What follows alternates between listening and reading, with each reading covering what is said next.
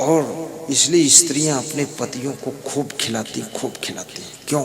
तुमको पता नहीं इसके पीछे रहस्य है कि तुम मूर्ख हो जाओ तो जैसा करेगी सब ठीक है।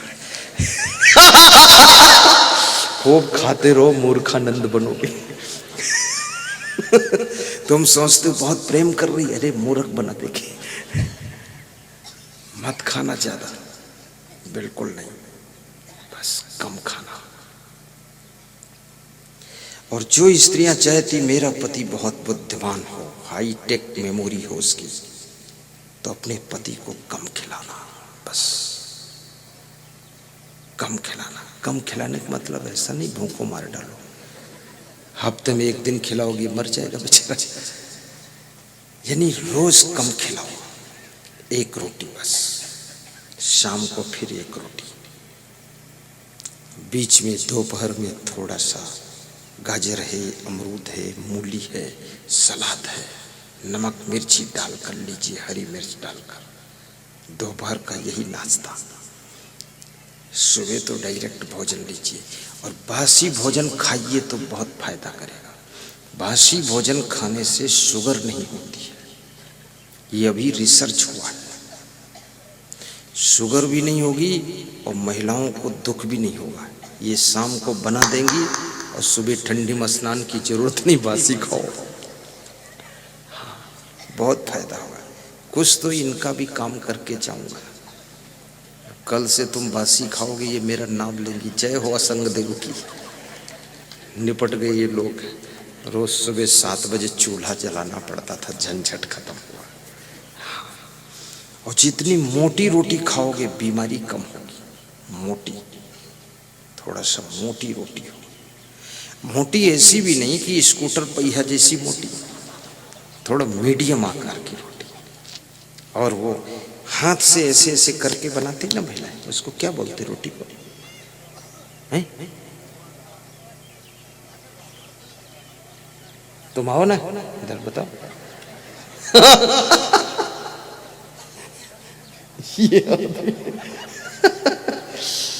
नहीं, ये 3 दिन यही काम करता रहेगा, जो समझ में आए समझाने आए। हाँ, क्या? चेवर की भागर, जवारी की भाकर। हाँ बस ठीक है, ऐसी रोटी, वो भी भाग्यशाली है। क्योंकि मैं यहाँ की सब भाषा नहीं जानता, फिर भी मेरी भाषा बहुत सरल है, तुम्हारी सब समझ में आ जाती है। हाँ, बहुत सरल है। बासी रोटी। बुद्धि घटे बहु भोजन खाए, संत लोग गाइए इसको, समैया बाबा जी भाव से गाओ, ऐसा गा दो बुद्धि घट जानी चाहिए। गाइए। तेजे घटे सब भोग की संगति, बुद्धि घटे बहु भोजन खाए, बुद्धि घटे बहु भोजन खाए। ज्ञान घटे नर मूढ़ की संगति, ध्यान घटे चित्त को भरे माए, ध्यान घटे चित्त को भरे माए। ज्ञान घटे नर मूढ़ की संगति, ध्यान घटे चित्त को भरे माए, बुद्धि घटे बहु भोजन खाए। विद्यार्थी को बहुत कम भोजन खाना चाहिए, बुद्धि घट जाती है अधिक खाने से। और ये भी याद रखना, लंबी सांस लेने से बुद्धि बढ़ती है। इसका तुम प्रयोग करना, सुबह सुबह खाली पेट ऐसे,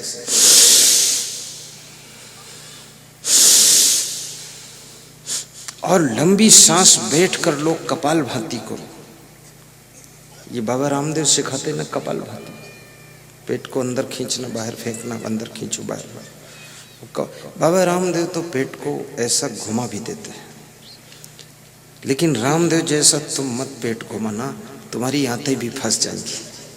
हाँ, वो चक्कर मत पड़िए, क्योंकि रामदेव को तो पूरे विश्व को दिखाना है पेट घुमाकर, तुमको किसको दिखाना है? अपना पेट अपने पास रखना है, बस हल्का व्यायाम।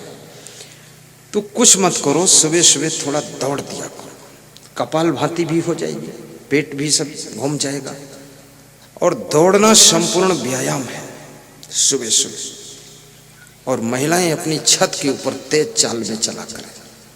छत नहीं है अगर घर में, तो आंगन में लंबी जगह हो, वहां पर इधर से उधर राउंड सवेरे 1 घंटा देखिए। सुंदरता बढ़ेगी, आपकी बुद्धि बढ़ेगी, आपके शरीर में बीमारियां घटेंगी, स्वास्थ्य बढ़ेगा, आपके शरीर में दर्द नहीं रहेगा, नींद अच्छी आएगी।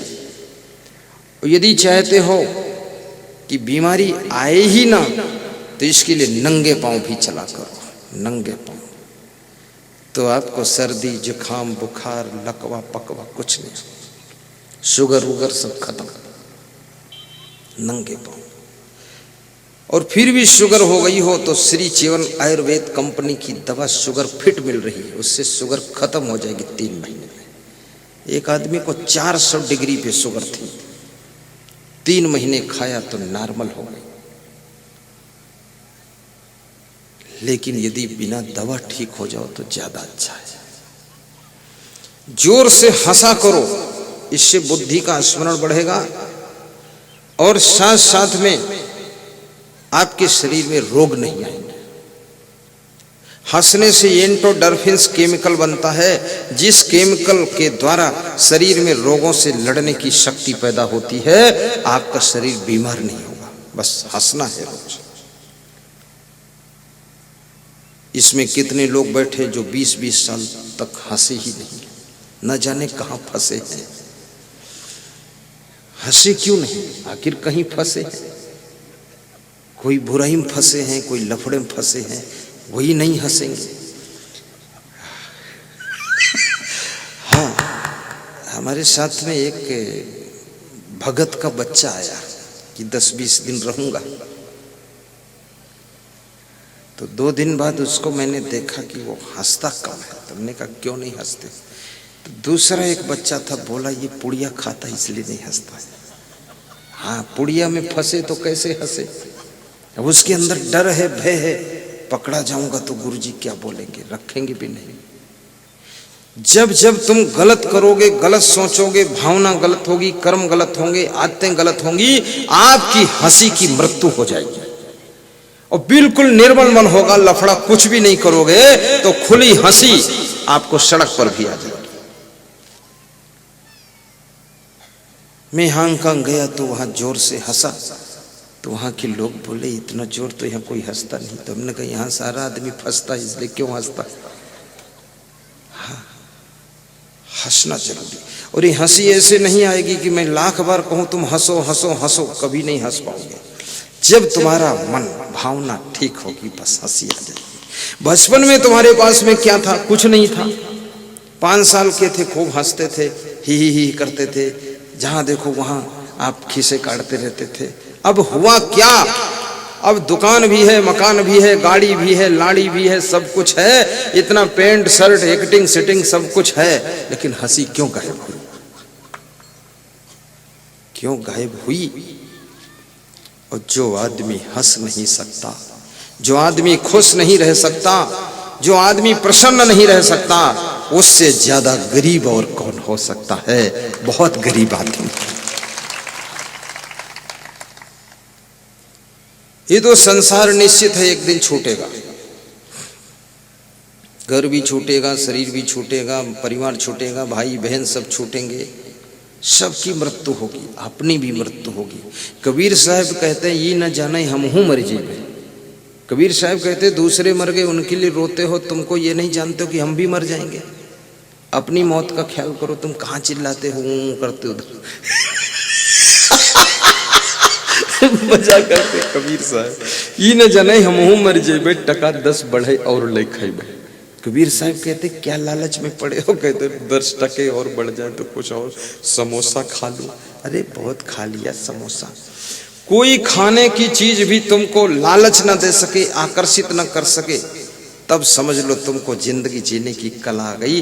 और किसी की दौलत भी तुम्हारे अंदर लोभ न पैदा कर सके, और किसी की औरत और किसी की पुरुष को देख करके मन तुम्हारा फिसले ना, तो तुम्हारी हंसी अखंड हो जाएगी, खुश रहोगे। ये गलतियां करने वाले हंस नहीं सकते कभी भी।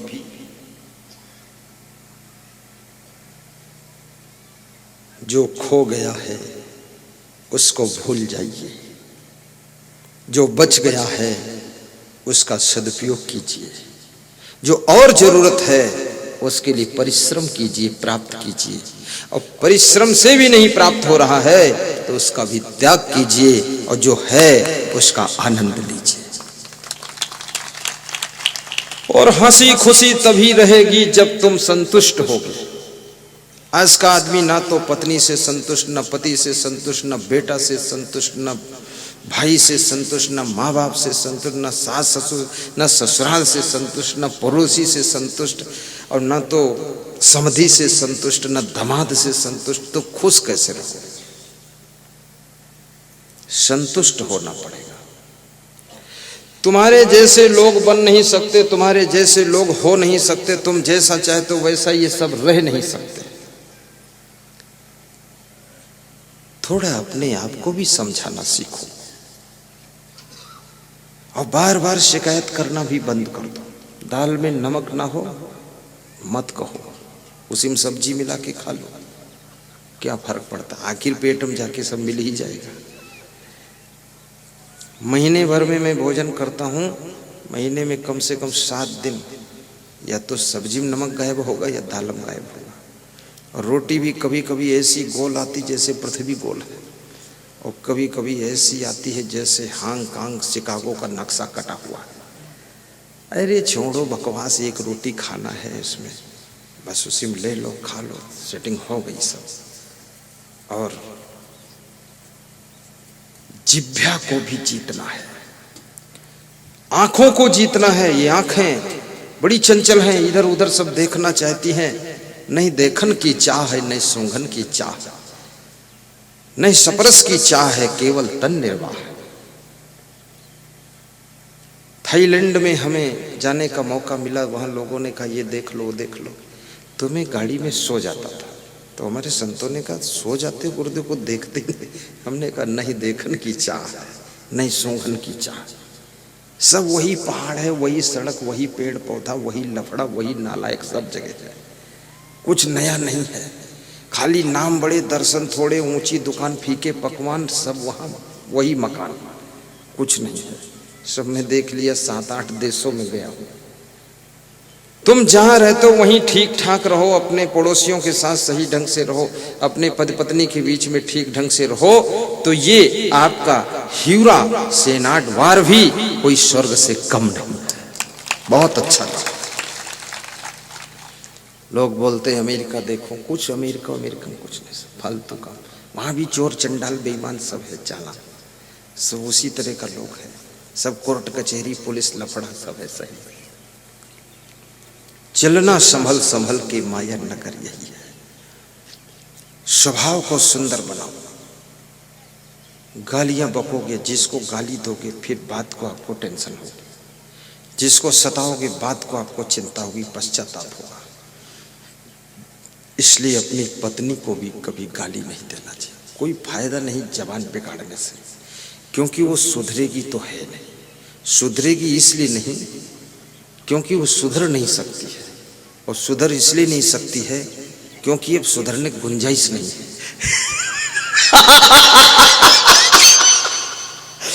मेरे को छत्तीसगढ़ का एक भक्त मिला, बोला 40 साल से पत्नी से संघर्ष कर रहा हूं। हमने कहा काहे के लिए कर रहे हो?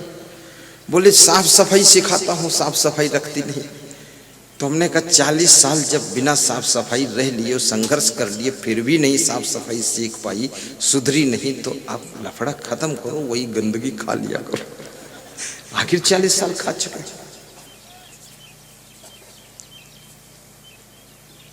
और अपने आप को जिसमें बदलने की शक्ति, वो महान आत्मा होता है।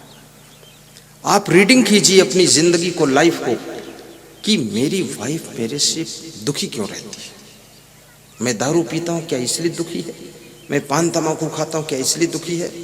तो क्या मैं इसको छोड़ नहीं सकता हूँ? 10 साल पहले नहीं खाता पीता था तब भी जिंदगी जीता था, अब छोड़ दूंगा, नहीं खाऊंगा पीऊंगा तब भी जीऊंगा। जो लोग नहीं खाते पीते तब भी जिंदगी जीते। अगर इसकी वजह से वाइफ हमारी नाराज होती, दुखी होती, तो इसको हम त्याग करते हैं। आप त्याग करो। स्त्री को भी सोचना चाहिए कि मेरे पति जी मुझसे क्यों असंतुष्ट होते हैं।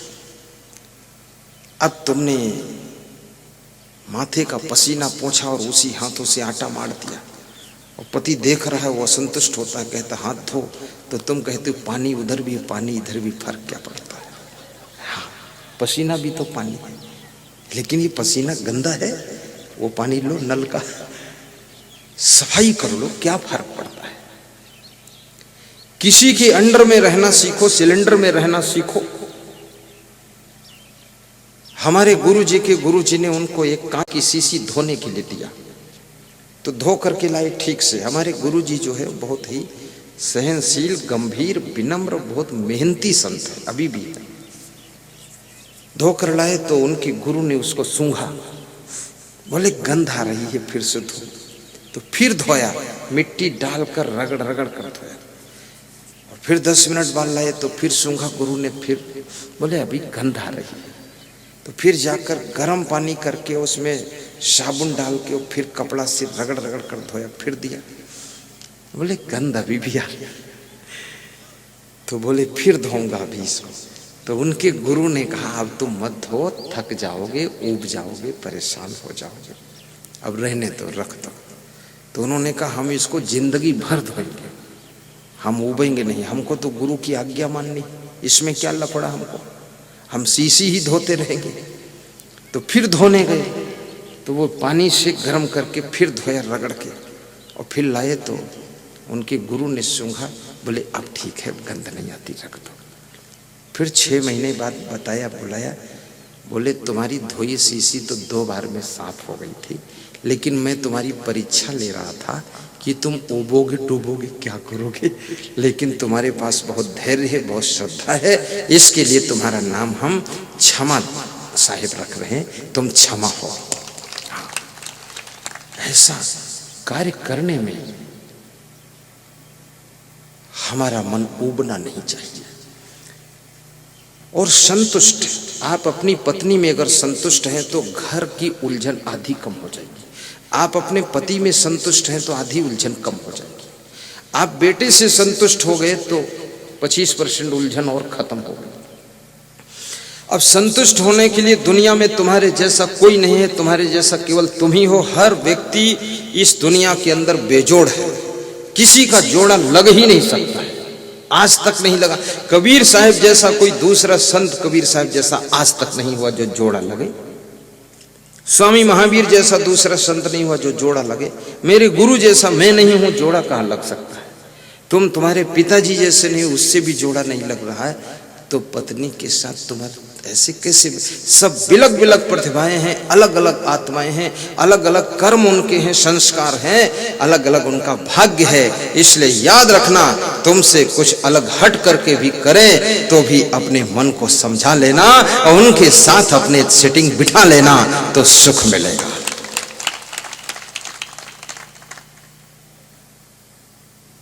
बंद करूं कि और सुनो? और सुनो, चलो गाओ भजन, बोलो हाथ जोड़ो। क्या ढूंढ रहे बन बन, घटे घटे में समाया है, घटे घटे में समाया है, तेरे भीतर मेरे भीतर, तेरे भीतर मेरे भीतर, उसकी ही तो छाया है। क्या ढूंढ रहे वन वन, घट घट में समाया है। मंदिर में पूजा करने से शांति नहीं मिली आज तक किसी को, ना तीर्थ में नहाने से शांति मिली आज तक किसी को, लेकिन मन के अंदर जो मैल है उसको धो देने से शांति मिली है सभी को। इसलिए मन को निर्मल बनाइए।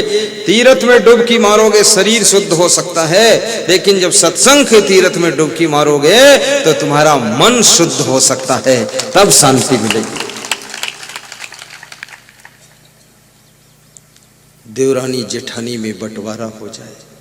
अगर तुम्हारी देवरानी थोड़ा गरीब है तो होली दिवाली में उसको भी साड़ी नई खरीद देना कि तुम भी पहनो। तो कभी कभी तुम्हारी देवरानी आकर तुम्हारे घर के काम में सहयोग भी करेगी। उदार बनो, दूसरों की तकलीफों को देखो। अपनी देवरानी को भी दान देना चाहिए। जेठानी अगर गरीब है तो उसको दे दो, और देवरानी जेठानी दोनों अमीर हो तो फिर किसको दोगे? फिर पड़ोसी गरीब हो तो उसको साड़ियाँ बांट दो, और कम से कम महीने में 2-4 साड़ी बांटा करो।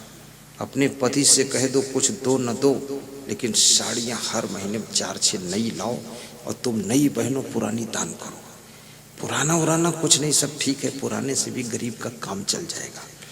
और पुरुषों से भी कहूँगा तुम भी अपने पुराने रजाई, कंबल, गद्दा, पैंट, शर्ट ये दान दे दिया करो। कोई चिथड़ा लफड़ा पहने घूम रहा उसको दे दो कि तुम पहन लेना, और तुम जा करके पांडुरना की मार्केट से नया खरीद लाओ, फिर ठाक ठाक पहनो। हाँ, ज़्यादा रगड़ी मत मारो उस कपड़े में, देना भी सीखो। और कहीं मंदिर में जाओ तो वहाँ देख लो कोई प्रॉब्लम हो तो उसमें सीढ़ी कमज़ोर हो तो सीढ़ी अपनी तरफ से बनवा दो। पानी पीने की व्यवस्था कमज़ोर हो तो पीने का सिस्टम लगा दो। कहीं आश्रम बन रहा हो, थोड़ा वहाँ जाकर देखो वास्तव बन रहा कि नहीं बन रहा, फिर उसमें भी दान दो। आश्रम बन जाए, तुम्हारे बनाए हुए कमरे में कोई रहेगा, वो भी आपको धन्यवाद देगा, पढ़ेगा नाम किसने बनाया है। ह्यूरा सेनाट द्वार का वो भगत, क्या नाम उसका, शिक्षक जो है सदाशिव पराड़कर, उसने बनाया है। ऐसा नाम आएगा। अरे बनाया नहीं है पर बता रहा हूँ, शायद बनाएगा भी। तो ऐसा दान भी करो। गाय की सेवा में भी कुछ दान किया करो। और किसी गरीब की बेटी का विवाह हो तो ये कह दिया करो कि 1-2 बोरी शक्कर हम दे देंगे। आज मैं उस गाड़ी में बैठा, मुंडी गाड़ी थी ना वो जीप, तो मेरे मन में आया कि अपने आश्रम में एक ऐसा रथ बना देंगे और 10-20 गांव वालों को बोल देंगे जिसको जरूरत हो फ्री रथ ले जाओ, अपना शोभा यात्रा निकालो, तो उधर बना देंगे और फ्री में दे दिया करेंगे। सेवा हो जाएगी। सेवा करने से भाग्य चमकता है, सेवा करने से किस्मत बनती है। और हाथों से भी सेवा कर दो। आपकी सासू कमजोर है, उसको पानी पिला दिया करो। अपने सास ससुर को, पिता माता दादा दादी को कभी वृद्धाश्रम मत छोड़ना। इससे बड़ा अपमान तुम्हारा कुछ नहीं हो सकता है। आदमी कुत्ते को पाल लेता, कबूतर को पाल लेता, बिल्ली को पाल लेता है। धिक्कार है उनको जो अपने माँ बाप, सास ससुर, दादा दादी को नहीं पाल सकते। अगर तुम्हारे दादा दादी ने प्रॉपर्टी बनाई ना होती, बचाई ना होती, माता पिता ने प्रॉपर्टी को आगे बढ़ाया ना होता, तो ये धन, जमीन, दौलत, ये मकान, ये सब दुकानें आपको कैसे मिलती? जिन्होंने आपको जन्म भी दिया, पालन पोषण किया, आपको कंधों पर बिठाया, उनको वृद्धाश्रम में डालने जाते हो। उसी मकान में, अच्छे कमरे में उनको रखो। और मैं आपसे भी कहूँगा, अपनी जवानी अवस्था में भी ऐसा मकान बना दो, फर्स्ट क्लास। वृद्धावस्था के रहने लायक कमरा बनाइए और उसमें ठाठ से रहिए। किसी का लफड़ा ही मत रखो। इतने कमजोर मत बनो कि बहू बेटे के माथे पड़ जाओ।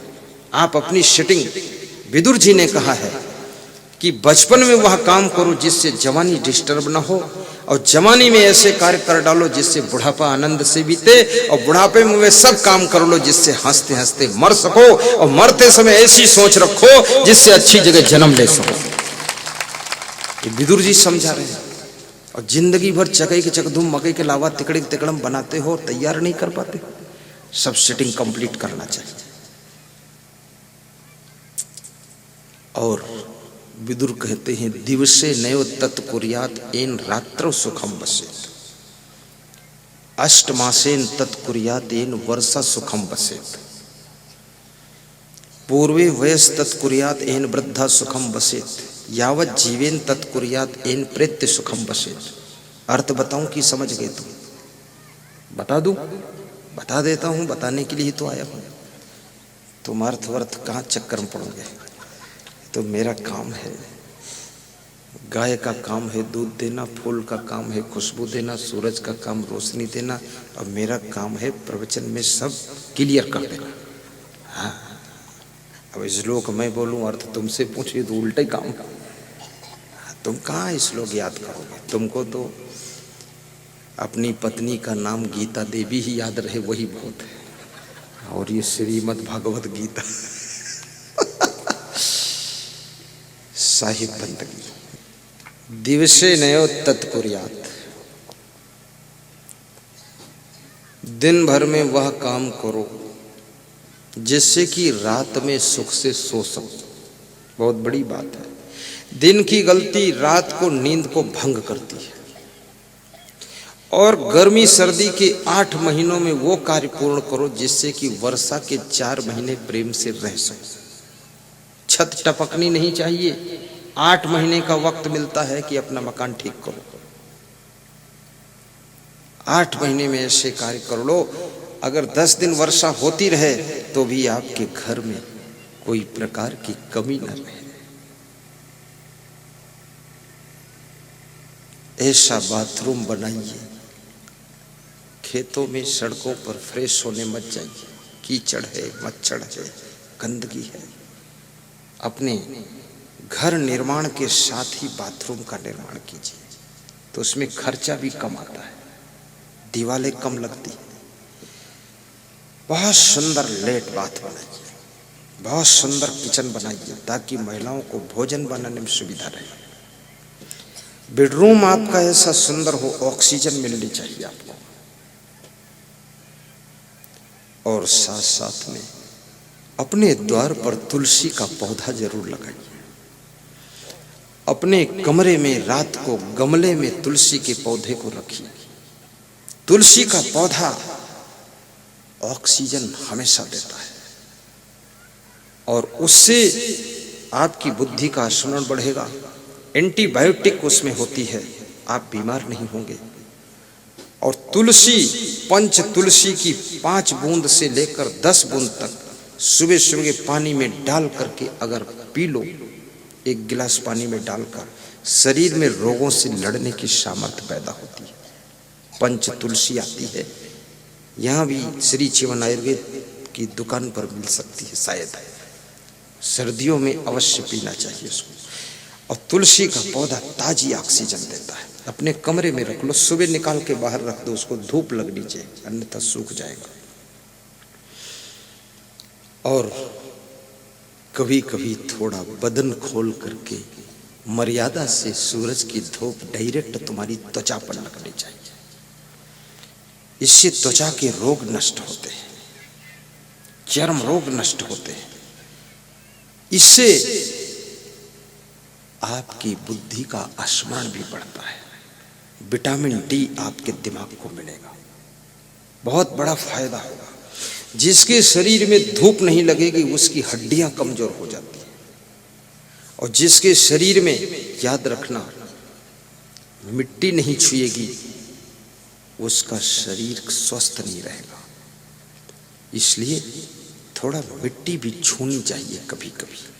और ये भी याद रखना, दिन भर में कम 4-6 बार हाथ पांव को पानी से धो लिया करो, मुंह भी धो लिया करो। सोने के पहले मुंह धो डालो, आंखें धो लो, कीचड़ साफ करो, नाक साफ करो, 2 घूंट पानी पिया करो। हाथ पांव धो करके थोड़ा फ्रेश होकर उसके बाद जो है सोया करो। बहुत मीठी नींद आएगी, क्योंकि शरीर में 80% जल है और इसमें जल की कमी नहीं। जब तुम मुंह धोते हो कितना ठंडा ठंडा अच्छा लगता है। गर्मियों में हाथ पांव धोते हो आपको तरावट आती है। थोड़ा सा इस शरीर में हवा भी लगनी चाहिए। बहुत ज्यादा एसी में मत रहना, मंद मंद एसी चलाना, चलाइए मंद मंद, न ठंडी लगे न गर्मी लगे। हाथ पांव धो करके एसी की हवा मत खाना, अन्यथा आपको गठिया वात रोग पकड़ेगा। और पीली सरसों के तेल से मालिश कभी कभी हाथ पैरों पर करो। स्वास्थ्य वर्धक की चीजें बताई जा रही है। और परस्पर प्रेम से रहो, इससे भी बीमारियां कम आती है। जिसके घर में बहुत तनाव है, तकरार है, घर में शांति नहीं, उस व्यक्ति को बीमारी ज्यादा आएगी। घर में गंदगी भी मत रखो, ना ना, कूड़ा निकालने के बाद ढेर मत करो, उठा के फेंक आइए यथास्थान। जूठे बर्तन पड़े मत रहने दो, धोकर साफ करके रखिए। उसमें सब सड़ता है जूठन, उसमें बैक्टीरिया कीटाणु ऐसे पैदा होते हैं, आपको बीमारी फैलाएंगे। उसको साफ करो और बर्तनों को लाइन से जमा कर रखो। रजाई गद्दे भी साफ रखो। रजाई गद्दों में गंदगी मत लगाओ, क्योंकि वो धोए नहीं जाते, उन पे कवर चढ़ा सकते। और साथ साथ में अपने बच्चों को भी साफ सुथरा रखो। अपने परिवार के लिए 10-15 मिनट का टाइम भी रोज दीजिए, उनसे बातें कीजिए। इससे तुम्हारे घर में बीमारी कम आएगी। यदि फैमिली के साथ बैठोगे नहीं तो फैमिली में बीमारियां बढ़ेंगी। मन की बीमारियां बढ़ेंगी, गंदी आदतों की बीमारियां बढ़ेंगी, बुराइयां भी बढ़ेंगी और शरीर की भी बीमारियां बढ़ेंगी। जो पति अपनी पत्नी के पास में समय निकाल करके आधा घंटे बैठकर उसकी बात सुनता है, तुम मत बोलो कुछ, उसकी सुनो, उसकी पत्नी बीमार बहुत कम होगी। बस सुनना चाहिए, श्रोता बनो। बाहर वक्ता रहो, घर में श्रोता बनो, देखो क्या आनंद आता है। घर में ज्यादा भाषण मत किया करो। जब वही बोले तो उसकी ओर टकटकी लगाकर देखकर मुस्कुरा दिया करो कि धन्य हो देवी जी, प्रवचन चालू हो गया देवी जी का, सुनते रहो ध्यान से। तुम कोई पूछे तो बता दो, हम 2 ही प्रवचन सुनते, एक तो असंग देव का, दूसरा हमारे घर की देवी जी, दोनों का सुनता रहता हूं। बात सुनने से आदमी के दिल को तसल्ली हो जाती है, प्रेम बढ़ जाता है, संतुष्ट मन होता है। बच्चों को भी केयर करो और अपने बच्चों को भी 20 मिनट का सत्संग सुनने के लिए आग्रह कीजिए।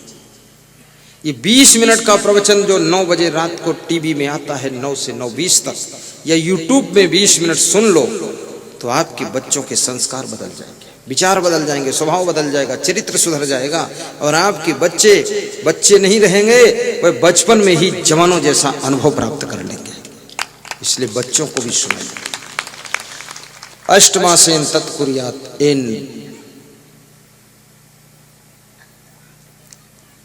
वर्षा सुखम वसेत्। 8 महीने में वे सब कार्य पूरे कर लो, जिससे 4 महीने वर्षा के सुख से रह सको, असमंजस ना रहे। पूर्वे वयस तत्कुर्यात् एन वृद्धा सुखम वसेत्। बचपन में विदुर कहते हैं, हे धृतराष्ट्र, जो बचपन में योग्यता को हासिल कर लेता है, उच्च कोटि की शिक्षा प्राप्त कर लेता है, बहुत सारी कलाओं को सीख लेता है, जो व्यक्ति बचपन में अपने आप को गुणवान बना लेता है। अर्जुन 7 साल तक इंद्रलोक में गए थे कलाओं को सीखने के लिए। भगवान कृष्ण उज्जैन में आए थे शिक्षा प्राप्त करने के लिए संदीपन गुरु से। सीखना पड़ता है। जो इन कलाओं को सीख लेता है और उन कलाओं को, उन गुणों को जवानी में जो प्रयोग करता है, उस व्यक्ति का बुढ़ापा सुखद हो जाता है। इसलिए बचपन और जवानी को संभालिए। और न बचपन सदैव रहेगा, न जवानी सदैव रहेगी, ये भी याद रखना। देखते देखते तुम बूढ़े हो जाओगे, तुम जान भी नहीं पाओगे, बुढ़ापा आ जाएगा। एंट्री हो रहा बुढ़ापा, 1-2 बाल पकने लगे, समझ लो ये बूढ़े होने की सूचना मिल रही है। और उन बालों के ऊपर चाहे काला रंग लगाओ, चाहे लाल रंग लगाओ, उससे कुछ नहीं। बुढ़ापा ने आपके द्वार पर दस्तक दे दी है कि मैं आ रहा हूं, कृपया सावधान हो जाइए। राजा दशरथ के कान के बाल पक गए, दर्पण में देखा तो रोने लगे। मंत्री से कहा, मंत्री क्या मैं बूढ़ा हो रहा हूं? तो मंत्री ने कहा, क्या कोई संदेह है राजन, आप तो बहुत दिन से बूढ़े हो रहे हैं, लेकिन कान के बाल आज देखा कि पक गए हैं तो आप रो रहे हैं।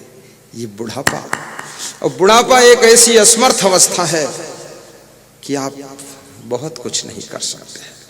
इसलिए जवानी को आलस्य में मत गंवाइए और बचपन को खेल कूद में मत गंवाइए और मोबाइल और फैशन से अपने आप को बचाइए। आज की तारीख में सबसे खतरनाक चीज है मोबाइल और फैशन और नशा, और इन तीनों में जो है फंसा तो उसकी होगी दुर्दशा। इसलिए इससे भी अपने को बचाइए। मोबाइल तुम्हारे टाइम को बहुत बर्बाद करता है। किसी से बात करो, आवश्यक बात कर लो फटाफट, फालतू बात मत कीजिए। मोबाइल का व्यसन, नशा का व्यसन और फैशन का व्यसन, ये बड़ा खतरनाक व्यसन है। जितनी बुद्धि तुम अपने आप के शरीर को सजाने धजाने में खर्च करते हो, उतनी बुद्धि अगर पढ़ने लिखने में खर्च कर दो तो शायद तुम छिंदवाड़ा के कलेक्टर बनकर आ सकते हो, एसपी बनकर आ सकते हो, थानेदार बनकर आ सकते हो। लेकिन लोगों के पास समझ नहीं है। और बेटियों से मैं बहुत निवेदन करूंगा, ये फैशन से अपने आप को बचाना और मोबाइल से भी बचाना। और बेटों से निवेदन करूंगा, नशा से बचना। मोबाइल भी एक नशा हो गया है। आवश्यक बात कीजिए फिर बंद कीजिए, कुछ नहीं है।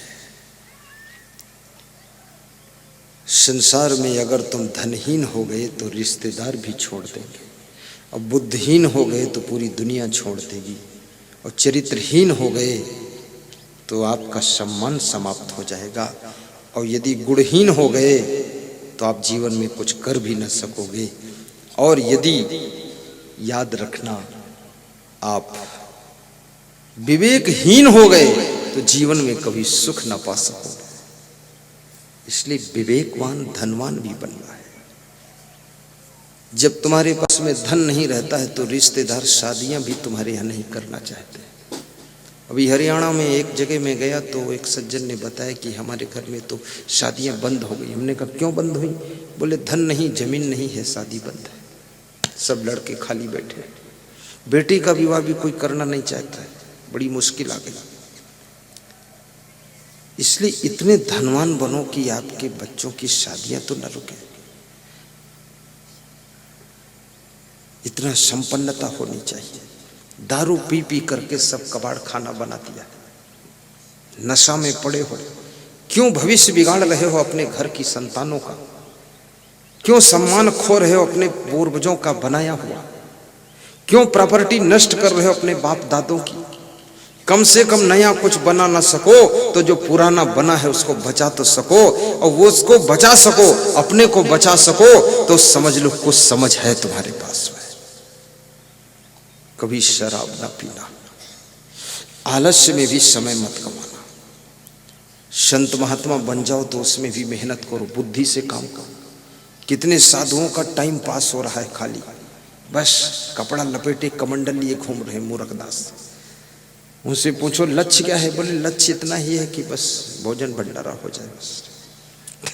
हमको हंसी आती है, भोजन भंडारा ही लक्ष्य?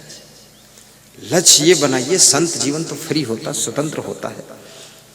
बहुत बड़ा काम कर दीजिए, ज्ञानी भी बनो, सरल भी बनो, वैराग्यवान संत बनो, और गुरु के उद्देश्यों को पूर्ण करने में समर्पित हो जाओ। ये इधर उधर तिकड़मबाजी मत करो। कितना साधु है, उसको कुछ दिन में भी सोता है, रात में भी सोता है, कोई काम ही नहीं उसके पास। आश्रम में भी काम नहीं करता, आश्रम में कुछ काम करना पड़ा तो कमंडल लेकर निकल जाता, भक्तों के यहाँ सोता रहता है। और उसको ऐसे भगत मिल गए वासुदेव भाई जैसे, पूरन पूड़ी खिला के सुलाते रहते। हाँ, कुंभकर्ण सो रहा है, उसको उठा के खड़ा करो कि एक टाइम खाओगे तो 2 टाइम प्रवचन देना पड़ेगा। और प्रवचन आता नहीं तो यहाँ तू आता क्यों है? अपने गुरु के पास रहे, आश्रम में जा, वहां सेवा कर। घूमते क्यों हो? इधर क्या जरूरत है भीड़ मचाने की फालतू? उसके दर्शन से जीवन बदलता है जिसके पास में ज्ञान वैराग्य होता है। ये फालतू व्यक्ति के दर्शन से और जीवन बिगड़ जाएगा। संत महात्मा को भी परिश्रमी होना चाहिए, टाइम पास मत करो। मैं तो जब आश्रम में आया तो आश्रम की जो दशा थी थोड़ा कमजोर दशा थी। एक तो नाम नहीं था और ना दाम थे, दाम भी नहीं नाम भी नहीं और कोई खास काम भी नहीं, और पैदल ना तिवारी ना लोटा है न थाली, ये हाल था। तो मैं सब रीडिंग किया, मैंने कहा ये तो सब बड़ा कैसे होगा विकास। तो सबसे पहले मैंने संकल्प लिया कि स्वयं योग्य बनो तब होगा विकास। 12 बजे रात को श्रीमद् भगवत गीता के श्लोक पढ़ता था। मच्छर काटते थे, उनको भगाता था और पैदल चल चल करके सब सोते थे, मैं वहां चलकर पढ़ता था। 29 श्लोक एक बार में याद किया, 100 दोहे याद किया। जब खजाना कंप्लीट हो गया, हमने कहा इस खजाने को बांटना शुरू कर दो। मेरे गुरु ने कहा तुम ज्ञान बांटो। सत्संग शुरू कर दिया। सत्संग में भी इतनी मेहनत है, इसमें मिलिट्री जैसे अलर्ट रहना पड़ता है कि टाइमिंग सेट है, आलस्य से काम नहीं चलेगा। सत्संग करो, भक्तों के घर में कलह कलेश है उसको दूर करने वाली वाणी बोलो, और जो भक्तों के घर घर की समस्याएं हैं उनका समाधान प्रवचन के माध्यम से दो। तो मेरे गुरुदेव ने आशीर्वाद दिया। आश्रम में रहे वहां भी बहुत मेहनत पड़ी हमको, पड़ी थोड़े, मैं करता था मेहनत खुद, आश्रम के काम करते थे। फिर इधर जब आए तो इधर भी। अब कल सुबह से हम लोग 6 बजे उठे और 6 बजे से लेकर 11 बजे कार्यक्रम समाप्त हुआ रात। ये तो आलसी साधु हो, एक ही दिन में भाग जाएगा हमारे साथ से। नर हो न निराश करो मन को, कुछ काम करो, कुछ काम करो, जग में रहकर कुछ नाम करो। ये जन्म हुआ किस अर्थ हो, समझो कि यह व्यर्थ न हो।